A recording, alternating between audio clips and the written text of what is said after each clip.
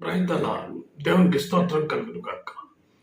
వాక్య సందేశానికి ముందుగా చిన్న ప్రార్థన చేసుకున్నాం. మాకు కాదు యెహోవా, మాకు కాదు, నీ కృపా సత్యములను బట్టి నీ నామానికి మహిమ కలుగును గాక. యెహోవా వేల్పులలో నీ వంటి వాడెవడు, పరిశుద్ధతను బట్టి నీవు మహనీయుడవు, స్తుతి కీర్తనను బట్టి పూజ్యుడవు, అద్భుతములు చేయువాడవు, నీ వంటి వాడెవడు, నీతో సమానుడైన వాడెవడు ప్రభు. యెహోవా నీ వంటి బలాఢ్యుడు ఎవడు? అందరిని బట్టి కదా మేము మిమ్మల్ని ఆశ్రయిస్తున్నాం, మిమ్మల్ని పూజిస్తున్నాం, మీకే నమస్కారం చేస్తున్నాం, మీ ఎదుట సాగిలి పెడుతున్నాం, మిమ్మల్నే ఆరాధిస్తున్నాం.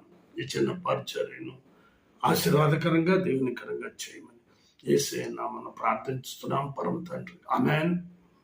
కీర్తనల గ్రంథం 32వ అధ్యాయం 7వ వచనం. నా దాగు చోటు నీవే, శ్రమలో నుండి నీవు నన్ను రక్షించదు.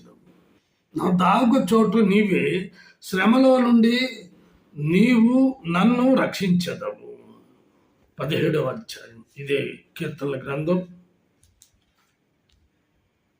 9వ వచనం ఆఖరి భాగం. నీ రెక్కల నీడ కింద నన్ను దాచుము, నీ రెక్కల నీడ కింద నన్ను దాచుము.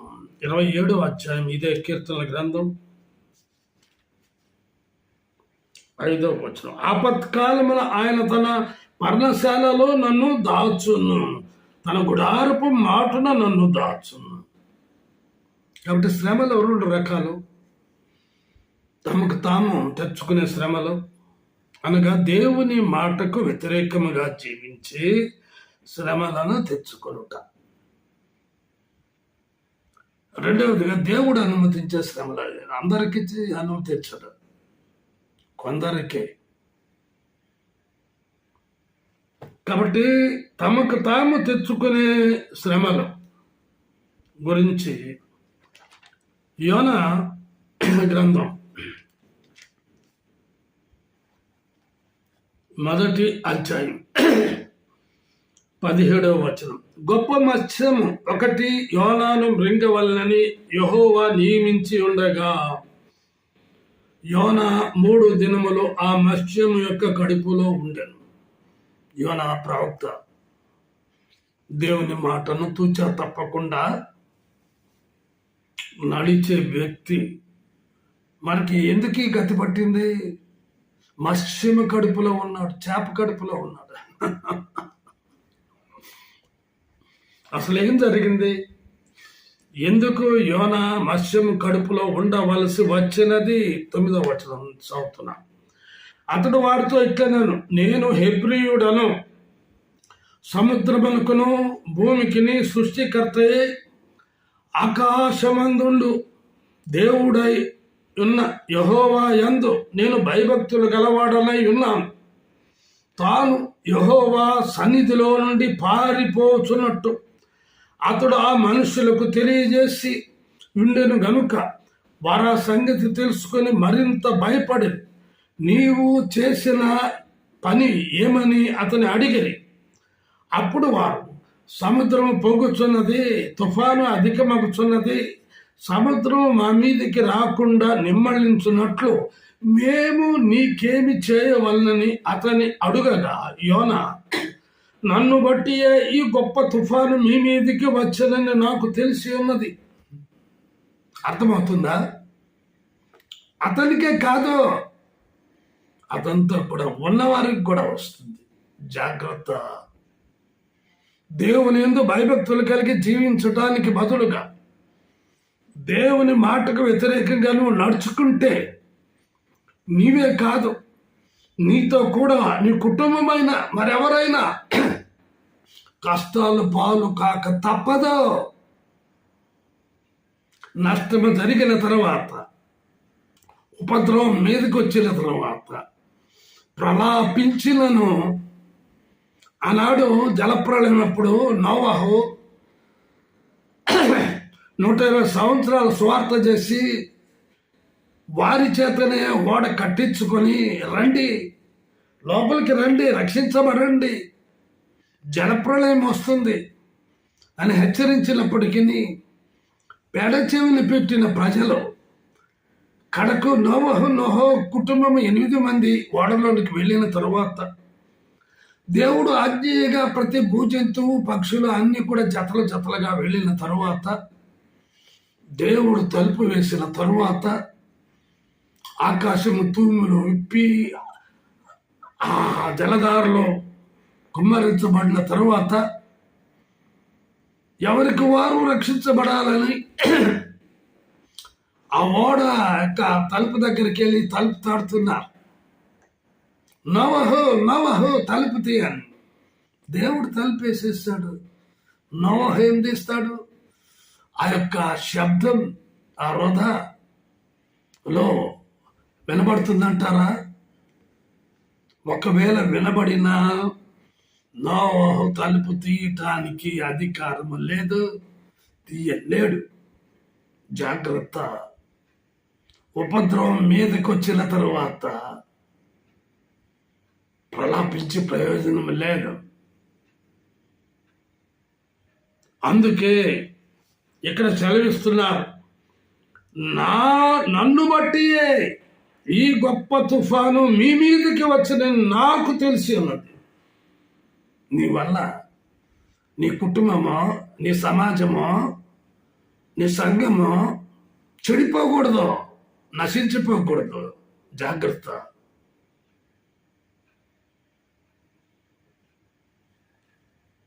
అందుకంటున్నాడు, నన్ను ఎత్తి సముద్రంలో పడవేయండి, అప్పుడు సముద్రం మీ మీదికి రాకుండా నిమ్మలించునని అప్పుడు వారితో చెప్పినాను. వారి ఓడను దరికి తీర్చుటకు తెడ్లను బహు బలముగా వేసిరి, గాని గాలి తమకు ఎదురై తుఫాను బలము చేత సముద్రం పొంగి ఉండటం వలన వారి ప్రయత్నం వ్యర్థమాయం. కాబట్టి వారు, యెహోవా నీ చిత్త ప్రకారముగా నీవే దీని చేస్తేవి, ఈ మనుషుని బట్టి మమ్మను లయము చేయకుందువు గాక, నిర్దోషిని చంపితిరన్న నేరము మా మీద మోపకుందువు గాక అని యెహోవాను మనవి చేసుకున్నాడు. అన్యులండి వీళ్ళు. ఈయనేమో ప్రభువుని ఎరిగినవాడు ప్రభువుని ఎరగిన వారికి కూడా ఉపద్రవం తెప్పిస్తున్నాడు. తన కుటుంబాన్ని నాశనం చేసుకుంటారు ఈ దినాల్లో, ఇతరులకు కూడా నాశనం అదంటారా? చూడండి ఏమైందో. యోనాను ఎత్తి సముద్రంలో పడవేయగానే సముద్రం పొంగకుండా ఆగేను. ఇది చూడగా మనుషులు యెహోవాకు మిగుల భయపడి ఆయనకు బలి అర్పించి మొక్కుబళ్ళు చేసిరి. కాబట్టి ఇక్కడ చెప్పింది ఒకటి, యోనా చేసింది మరొకటి. అందువల్ల క్షమాపణ పొంది చూడండి ఏం చేస్తున్నాడో. 3వ అధ్యాయం నేను క్లుప్తంగా చెప్తున్నాను, షార్ట్ మెసేజ్ కనుక మీకంతా బాగా తెలుసు కనుక అంత వివరణాత్మకంగా నేను 2వ అధ్యాయంలో ఏం జరిగిందో తెలియజేయట్లేదు. 3వ అధ్యాయం 3 నుంచి 5 వచనాలు చూద్దాం. కాబట్టి యోనా లేచి యెహోవా సెలవిచ్చిన ఆజ్ఞ ప్రకారం నినివే పట్టణమునకు పోయాను. నినివే పట్టణము దేవుని దృష్టికి గొప్పదై 3 దినముల ప్రయాణం అంత పరిమాణము గల పట్టణము. యోనా ఆ పట్టణంలో 1 దిన ప్రయాణం అంత దూరము సంచరించచ్చు. ఇక 40 దినములకు నినివే పట్టణము నాశనమగునని ప్రకటన చేయగా, చూడండి ఏమైంది. నినివే పట్టణపు వారు దేవుని యందు విశ్వాసముంచి ఉపవాస దినము చాటించి గనులేమి అల్పులేమి అందరిను గోనెపట్ట కట్టుకుంది. అందరు గనులు అల్పులు. చూడండి 5వ వచనం నుంచి చదువుతున్నాను. 6వ వచనం. ఆ సంగతి నినివే రాజునకు వినబడినప్పుడు అతడును తన సింహాసనం మీద నుండి దిగి తన రాజవస్త్రములు తీసివేసి గోనెపట్ట కట్టుకుని బూడిదలో కూర్చొని మరియు రాజైన తానును ఆయన మంత్రులను ఆజ్ఞేయగా, ఒకవేళ దేవుడు మనసు త్రిప్పుకుని పశ్చాత్తప్తుడై మనము లయము కాకుండా తన కోపాగ్నిని చల్లార్చుకును గనుక మనుషులు ఏది పుచ్చుకొనకూడదు, పశువులు కానీ ఎద్దులు కానీ గొర్రెలు కానీ మేత మేయకూడదు అని, నీళ్లు త్రాగకూడదు. మనుషులందరూ తమ దుర్మార్గములను విడిచి తాము చేయి బలాత్కారం మానివేయవలెను. నువ్వేం చేస్తున్నావు? దుష్కార్యాలు చేయటం లేదా? దుష్టుల యొక్క ఆలోచన నీ మనసులోకి రావటం లేదా? పరీక్ష చేసుకో. నేను చెప్పడం కాదు. ఇక్కడ నినివే ప్రజలు అటువంటి భయంకరమైన మనుష్యులు. క్రైస్తవులు మంచివారు అంటారా? అబ్బాబ్బా, ఎంత మంచివారండి! క్రైస్తవుల గురించి మాకేం చెప్పబని లేదండి అంటారు మరికొందరు. అంటే రెంటికి చెడ్డ రేవడ, అటు ఇటు తేల్చుకోక. అందుకే కదా ఏలియా అన్నాడు, దుమలస్కులై ఉండకుడి, యెహోవా దేవుడైతే ఆయన్ని అనుసరించుడి, బయలు దేవతలైతే బయలు. మనం క్రైస్తవులమే కాదు, నిజమైన విశ్వాసులం. అయితే దేవుని ఆజ్ఞ ప్రకారం, దేవుని చిత్త ప్రకారం, వాక్య ప్రకారం మనము నడుచుకొనుచున్నామా? బుద్ధి వచ్చిన తర్వాత, మత్స్యముకు ఆజ్ఞ ఇచ్చిన తర్వాత, బయట కక్కివేసిన తర్వాత, దేవునికి విరోధముగా నడుచుకొనకుండా నినివే పట్టణానికి వెళ్ళి సువార్తను ప్రకటించగా గనులేమి అల్పులేమి, రాజు సైతం, మంత్రులు సైతం బూడిదలో పొర్లి ఉపవాసం ఉండి కనీసం పశువులు కానీ, ఎద్దులు కానీ, గొర్రెలు కానీ మేత కూడా పెట్టలేదు. చూడండి ఏమైంది. మనపూర్వకముగా జనులు దేవుని వేడుకొనవలెను అని దూతలు నినివే పట్టణంలో చాటించి ప్రకటన చేసి, ఈ నినివే వారు తమ చెడుతన నడతలను మానుకొనగా వారు చేయుచున్న క్రియలను దేవుడు చూచి పశ్చాత్తాప్తుడై వారికి చేయుదునని తాను మాట ఇచ్చిన కీడు చేయక మానేను. నీలో పశ్చాత్తాపం కలగకపోతే నాశనమే. కొంతమందికి జరుగుతూ ఉంటాయి, తెలుసుకోరు. దున్నపోత మీద ఏమండి ములుగర గుచ్చినా పట్టించుకోడు.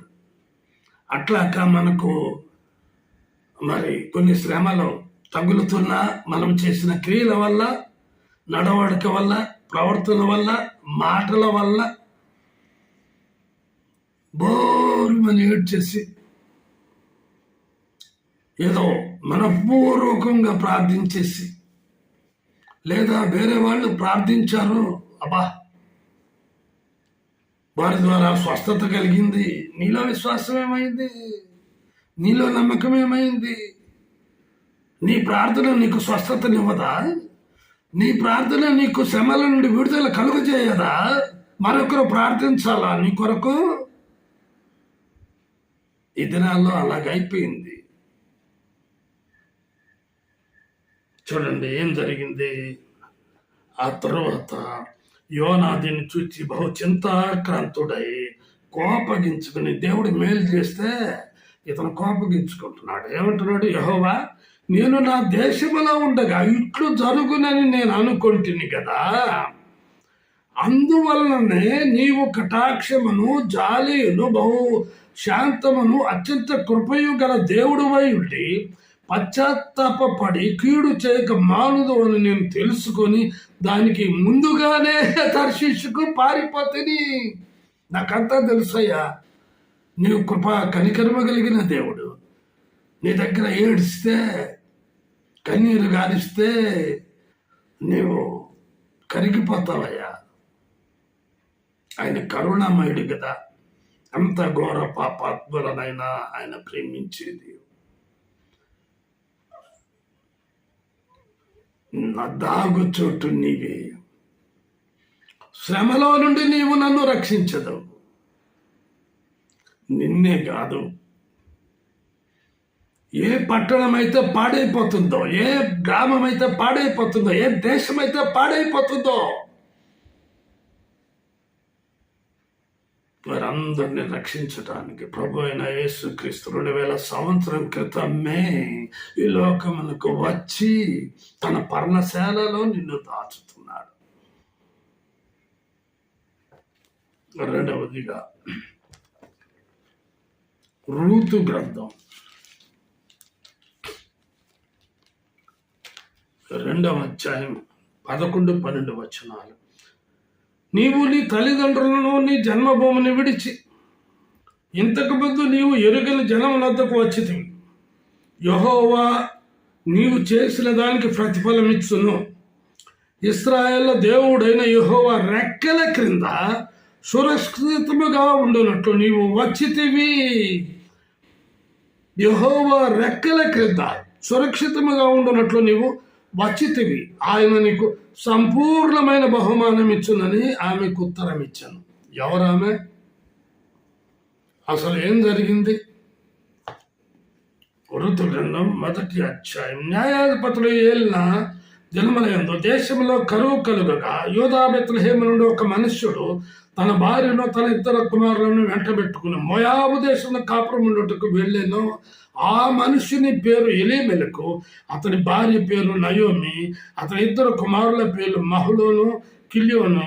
వారు యూదా బెత్లెహేము వారైన ఎఫ్రాతీయులు. వారు మోయాబు దేశంలోకి వెళ్ళి అక్కడ కాపురం ఉండదు. కొంతమంది ఏం చేస్తారు తెలుసా? చెప్పకూడదు. స్థిరత్వం లేని మనుషులండి. ఉన్న కాపరి ఒకరుంటే వేరే కాపరితో చేయించుకుంటారు కార్యాలు. నీ కాపరి ఏమయ్యాడు? నువ్వు సరైన స్థితిలో లేవు. అందుకే అందరు కాపరులు ఒకటే. అందరు కాపరులు ఒకటే అవుతారా? అందరి మొగుళ్ళు ఒకటేనా? అందరి భర్తలు ఒకటేనా? అందరు భార్యలు ఒకటేనా? ఆలోచించండి. భర్త ఒక్కడే, భార్య ఒక్కటే, దైవజనుడు ఒక్కడే, కాపరిని దేవుడైన ప్రభువు ఒక్కడే.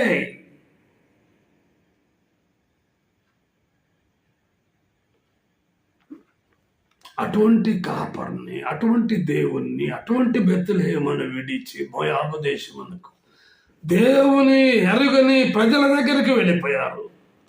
నాకంటే మీకు బాగా తెలుసు, మీకు జ్ఞానం ఎక్కువ. ఏం జరిగింది? భర్త పోయాడు. కొన్ని దినాలకి మరి ఆ తల్లి అయిన నయోమి 2 పిల్లలకు వివాహం చేసింది. పాపం వాళ్ళు పోయారు. ఇప్పుడు 3 ముండమొప్పులు అనకూడదు కదా.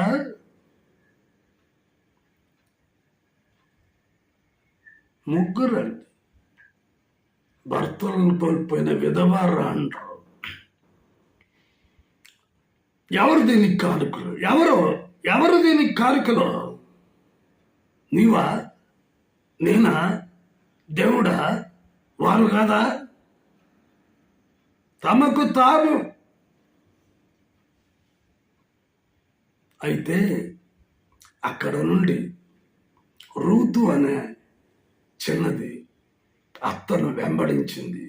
కారణం అత్త చేసే ప్రార్థన, అయ్యా నా మొగుడు పోయాడనయ్యా, అయ్యా నా పిల్లలు కూడా పోయారయ్యా, అయ్యా ఈ దేశంలో మళ్ళా కరువు వచ్చిందయ్యా, అయ్యా ఈ దేశంలో ప్రభు రోగాలు వచ్చేసాయి, అయ్యో నన్ను చుట్టుకున్నాయా.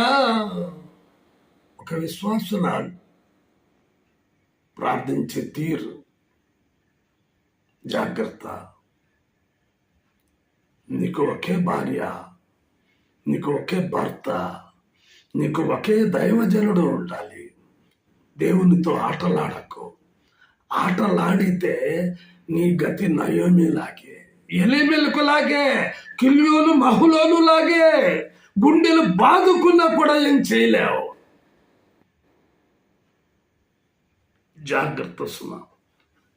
అందుకే అక్కడ మరి చూచినట్లయినచ్చో ఏమని సెలవిస్తూ అన్నాడు.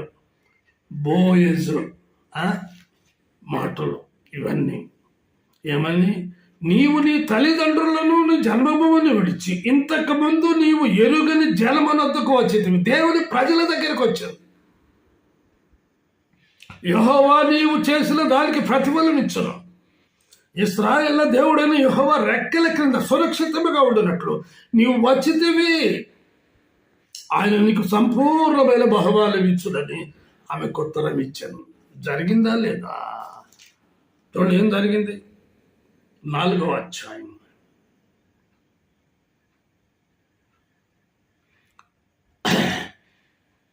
11వ వచనం చదువు. అందుకు పురద్వారము నుండి ప్రజలందరూ పెద్దలను, మేము సాక్షులం, యెహోవా నీ ఇంటికి వచ్చిన ఆ స్త్రీని, ఇశ్రాయేళ్ల వంశమును వర్ధిల్ల చేసిన రాహేలును పోలిన దానిగాను, లేయాను పోలిన దానిగాను చేయును గాక.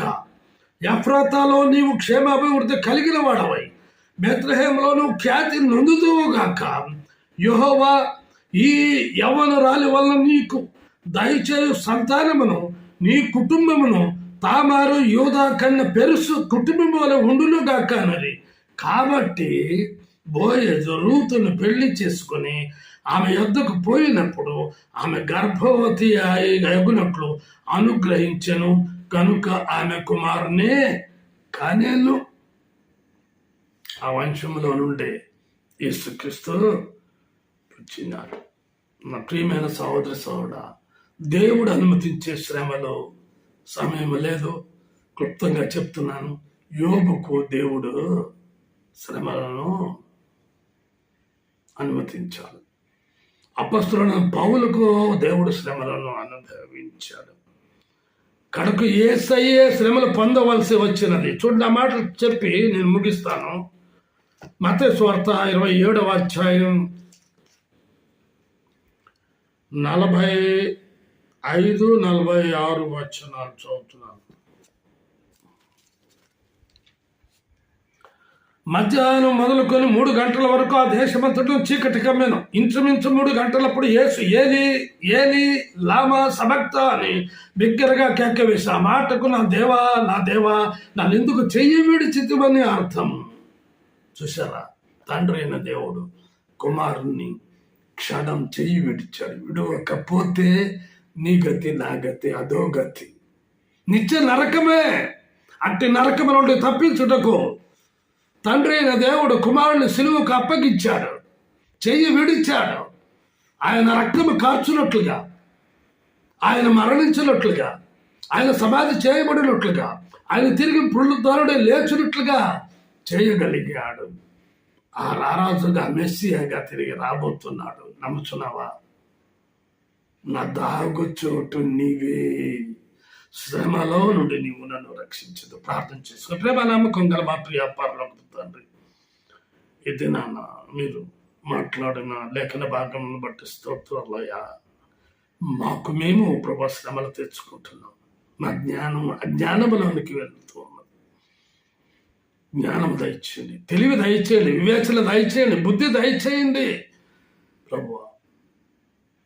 సహాయం చేసి సరైన మార్గంలో మేము మా కుటుంబాలను రక్షించుకునేలాగా, మా వల్ల ప్రభు ఎవరికి నాశనము జరగకుండానట్లుగా కృపను అనుగ్రహించమని ప్రభువా, నన్ను, నా భార్యను, నా పిల్లలను, నా రక్షకుడైన యేసుక్రీస్తు ప్రభువుల వారిని, నా కాపర్ని దీవించి ఆశీర్వదించమని యేసయ్య అతి శ్రేష్టమైన నామంలో ప్రార్థించుతున్నాం పరమ తండ్రి. ఆమేన్. తిరిగి వచ్చే వారం కలుసుకుందామండి. అంతవరకు సెలవు. దేవుడు మిమ్మల్ని దీవించును గాక.